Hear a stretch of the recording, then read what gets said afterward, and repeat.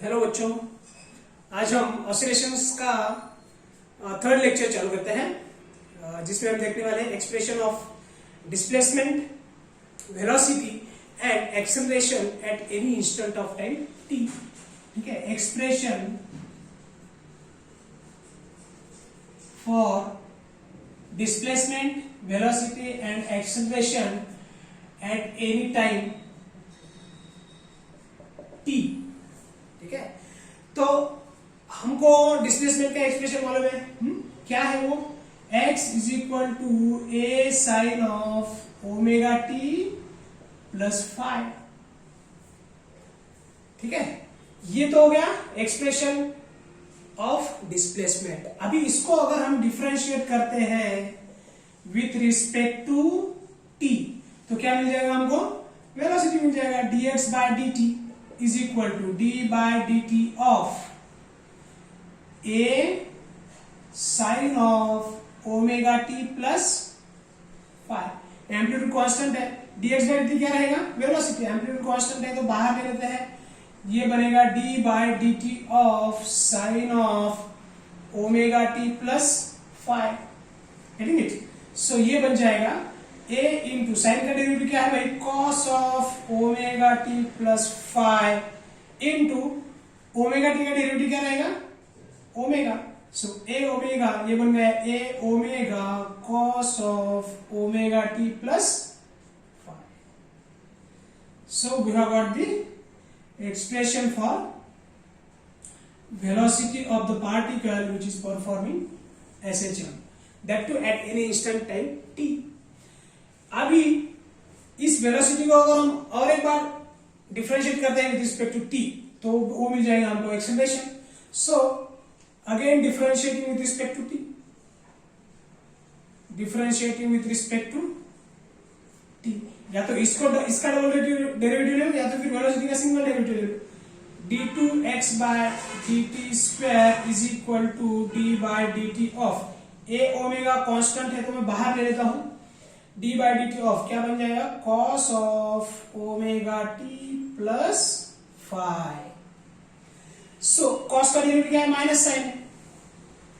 सो यहां पे मिल जाएगा हमको d2x by D T square माने क्या? Acceleration is equal to cos का डेरिवेटिव है minus sine, so minus of A omega sine of omega T plus 5 into derivative of omega t with respect to is omega. So ये omega और ये omega बन गया omega square. So minus of a omega square sin of omega t plus 5. ये बन गया expression for acceleration of a particle at any instant of time t. So हमको तीनों expression मिल गए, expression for displacement, expression for velocity and expression for acceleration at any time t. Getting it? से pause करके आप लिख सकते हो। इसके बाद का जो बिट है वो लेंगे हम, ये बिट नंबर 5.5 जो है आपका, उसके अंदर ही है ये सब बिट्स। तो बुक के हिसाब से 5.5 के अंदर ये सब बिट्स है जो अभी लिया मैंने। और अभी एक्सट्रीम वैल्यूज का बिट लेंगे हम। Extreme values of displacement, velocity and acceleration. Extreme values of x, v and a. फिर से हमको ये एक्सप्रेशन पे आना है। डिस्प्लेसमेंट का क्या एक्सप्रेशन था? x equal to A sine of omega T plus five. ठीक है, अभी मुझे बताओ x की वैल्यू कम से कम आने के लिए क्या रहेगी? x की वैल्यू कम से कम, डिस्प्लेसमेंट कम से कम कितना रहेगा? 0। तो इधर ये वैल्यू 0 आने के लिए मुझे ये पूरा टर्म 0 करने के लिए ये जो sine of omega T plus five है, so when omega T plus five का वैल्यू या तो 0 रहना चाहिए या तो फिर पाई रहना चाहिए। साइन 0 का वैल्यू क्या है? 0। साइन ऑफ पाई का वैल्यू क्या है? वो भी 0 है।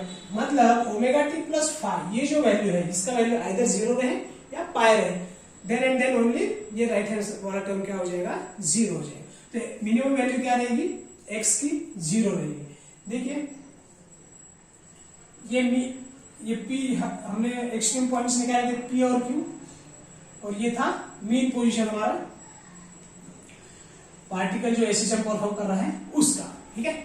सो डिस्प्लेसमेंट अगर 0 है, ठीक है, डिस्प्लेसमेंट 0 कब रहेगा, या तो साइन 0 पे इसके मुताबिक मतलब पार्टिकल कहाँ रहने वाला है, मीन पोजीशन पे रहने वाला है। सो ये तो हो गया मिनिमम वैल्यू ऑफ डिस्प्लेसमेंट, मतलब एक्सट्रीम वैल्यू एक आ गई हमको, मिनिमम वैल्यू। अभी मैक्सिमम वैल्यू आना चाहिए, ठीक है।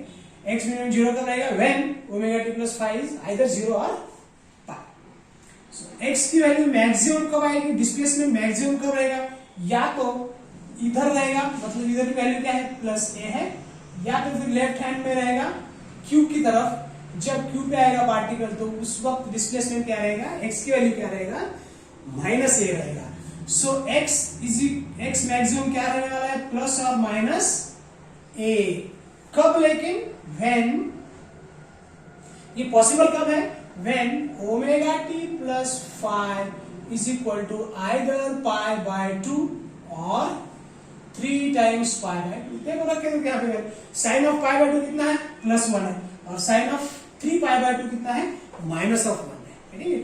सो पाई बाय 2 यहाँ पे है साइन, और 3 पाई बाय 2 यहाँ पे है, तो यहाँ पे +1 है, यहाँ पे -1 है। +1 into a is plus a, -1 a into a is minus a. So we have got maximum values of displacement of the particle, that is either plus a or minus a. अभी क्या आएगा, एक्सट्रीम वैल्यू ऑफ x हो गया, अभी extreme value of velocity निकालना है। So velocity का expression भी अभी हमने निकाला है, या आपको पता है वेलोसिटी इज इक्वल टू क्या रहेगा, v is equal two plus और माइनस ओमेगा अंडर रूट ए स्क्वायर माइनस एक्स स्क्वायर। ये एक्सप्रेशन देखा है हमने। अभी इस एक्सप्रेशन में ये वेलोसिटी का मिनिमम वैल्यू कब रहेगा, वेलोसिटी का मिनिमम वैल्यू कब रहेगा, जब when x is equal to either plus or minus a, मतलब इस डिस्प्लेसमेंट की वैल्यू यहाँ पे अगर a रखते हैं तो a square minus a square क्या बन जाएगा, 0 बन जाएगा। अल्टीमेटली राइट हैंड साइड की टर्म क्या हो जाएगी, पूरी 0 हो जाएगी। तो x इज इक्वल टू या तो a रखना पड़ेगा, a square minus a square is equal to, या फिर माइनस a रखना पड़ेगा, माइनस ऑफ a का स्क्वायर भी क्या है, प्लस a ही है। तो a स्क्वायर माइनस फिर a स्क्वायर क्या बन गया, 0 बन गया। तो राइट हैंड साइड टर्म पूरे क्या बन गई, 0 बन गई। मतलब क्या, ये पार्टिकल p पोजीशन पे है या फिर q पोजीशन पे है। जैसे कि मैंने झूले का एग्जांपल भी बताया था, झूला जब एक्सट्रीम एंड पे रहता है किसी भी, तो उस वक्त झूला थोड़ी देर रुकता है, उसके बाद में वो via mean position next extreme position पे, नेक्स्ट एक्सट्रीम हाइट पे चला जाता है। तो या फिर बॉल जब ऊपर फेंकते हैं अपन, तो थोड़ी देर ऊपर जाने के बाद वो फ्रैक्शन ऑफ सेकंड के लिए रुकता है, उसके बाद नीचे आ जाता है। तो एक्सट्रीम मतलब एम्पलीट्यूड का जो वैल्यू है वहां पे एक्सट्रीम वैल्यूज है, एक्सट्रीम प्लस ए और एक्सट्रीम माइनस ए, पी और क्यू पे रिस्पेक्टिवली। तो वो पी पे या तो पी पे 0 रहेगा या फिर क्यू पे 0 रहेगा पार्टिकल। उस वक्त मैक्सिमम डिस्प्लेसमेंट क्या है, आइदर प्लस ए और माइनस ए। सो ये कैसे, ये वैल्यू क्या रहेगा, फिर 0 रहेगा। प्लस ए या फिर माइनस ए रखते हैं तो 0 रहेगा when x is equal to either plus a और माइनस ए।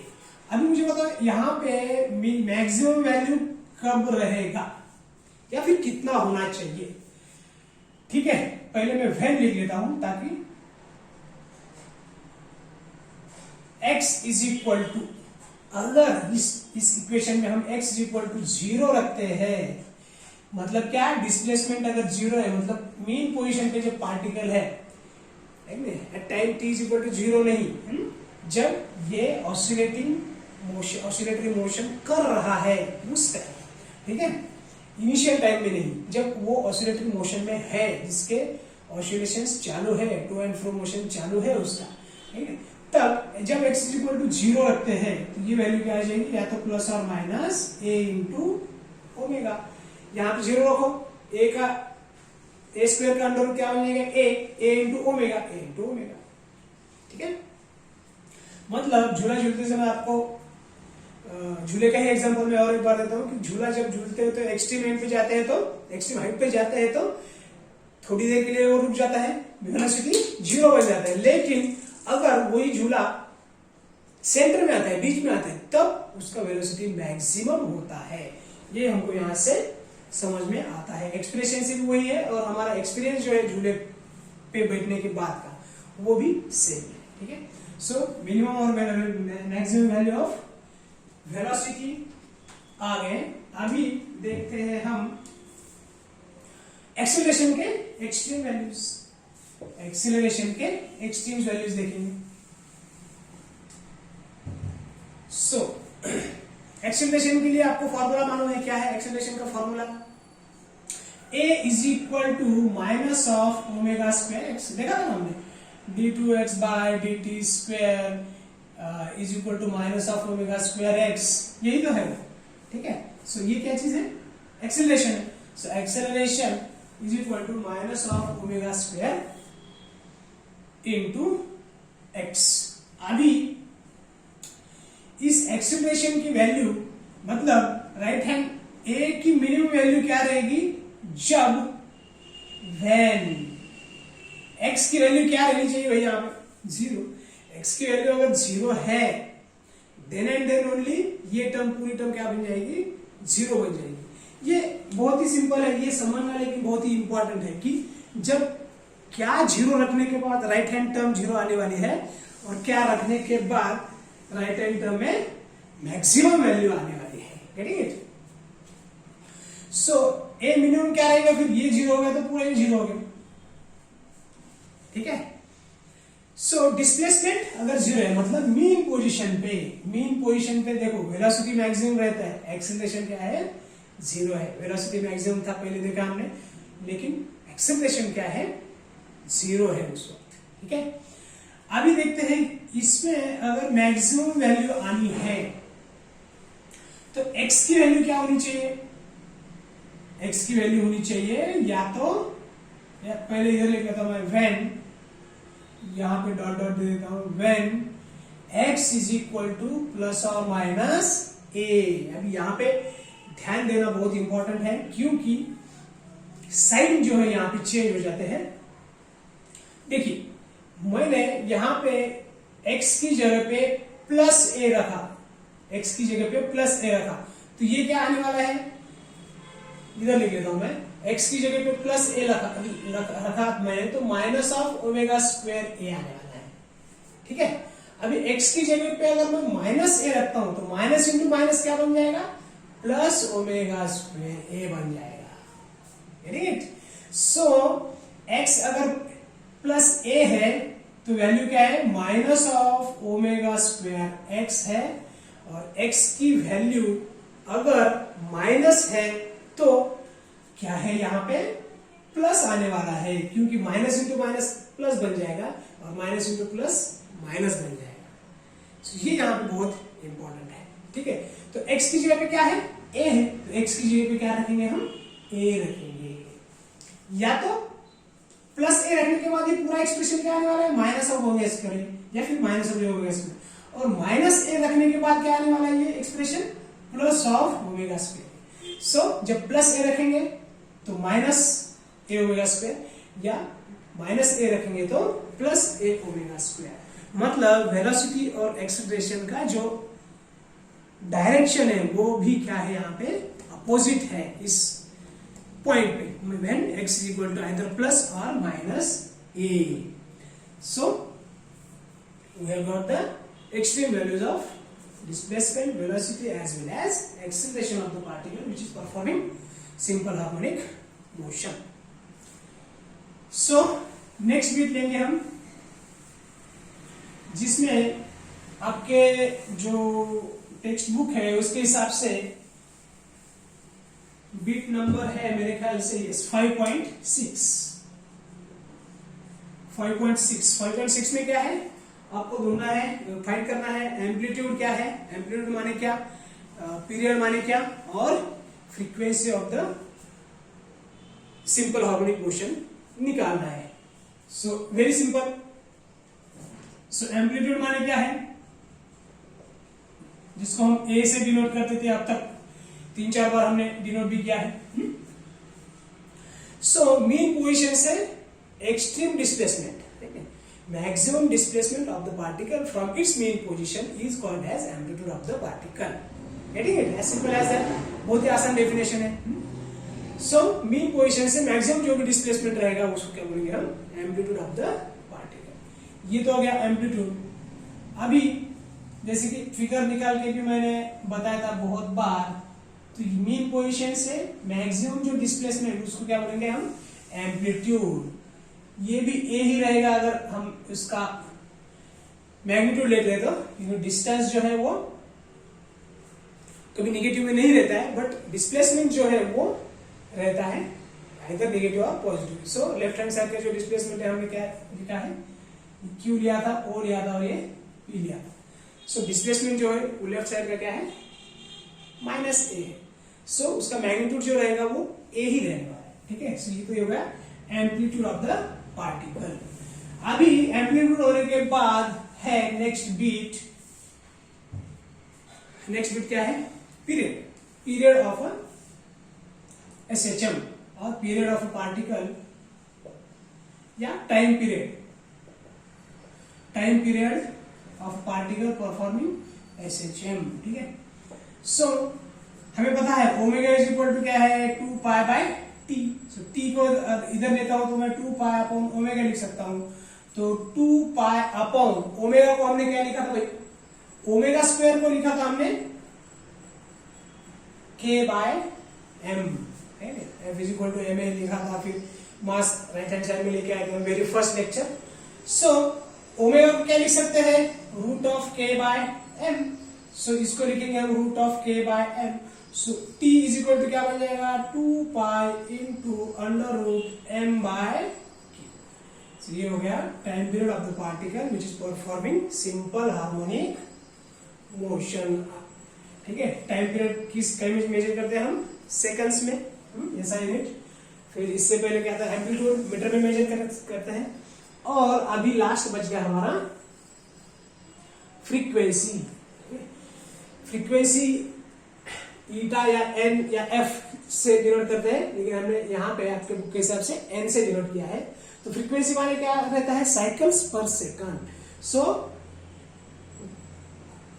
ये पता है आपको कि फ्रीक्वेंसी जो है वो टाइम पीरियड का क्या होता है, रेसिप्रोकल होता है। तो n is equal to 1 upon, तो ये पूरे चीज का हम रेसिप्रोकल ले लेंगे, 1 अपॉन 2 पाई।